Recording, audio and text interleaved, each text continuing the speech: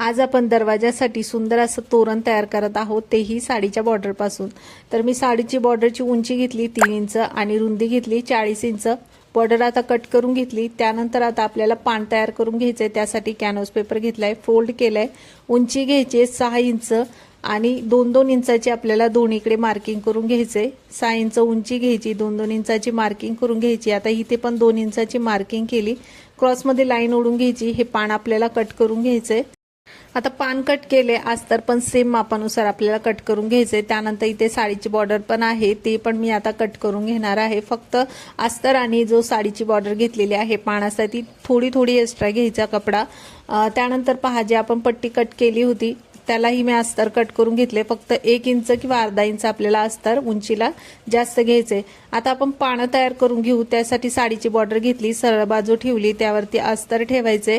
त्यानंतर canvas paper ठेवायचे आणि 5 इंच अंतर ठेवून त्यावरती आपल्याला शिलाई मारून घ्यायची। तर अशा पद्धतीने सर्व पानं आपल्याला ठेवायचेत आणि त्यावरती शिलाई मारून घ्यायची। शिलाई मारल्यानंतर एक्स्ट्रा जो कपडा आहे तो कट करून घ्यायचा आणि पलटी करून घ्यायचा। तर मी साडीची बॉर्डर आहे, अस्तर आहे, तिथून हा कपडा पलटी करून घेते।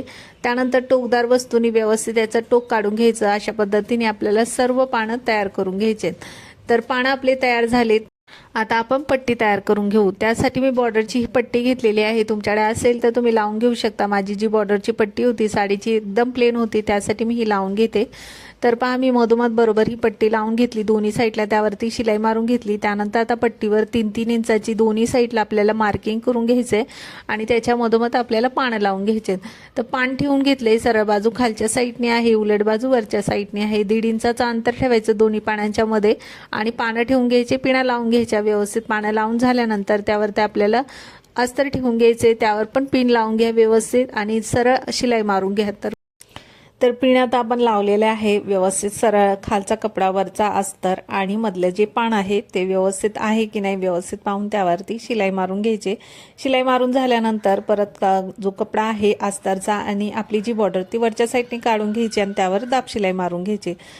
तर पहा, आता दाब शिलाई मारून झाल्यानंतर वरचं जी बॉर्डर आहे त्याला फोल्ड करून घ्यायचं, आतल्या साईडनी अस्तर पण आहे त्यालाही फोल्ड करून घ्यायचं आणि त्यावर पण शिलाई मारून घ्यायची। आता पहा, याच्यावर पण आपण शिलाई मारून घेतल्यानंतर आता दोन्ही साईडला आपल्याला मागच्या साईडनी फोल्ड करून घ्यायचंय।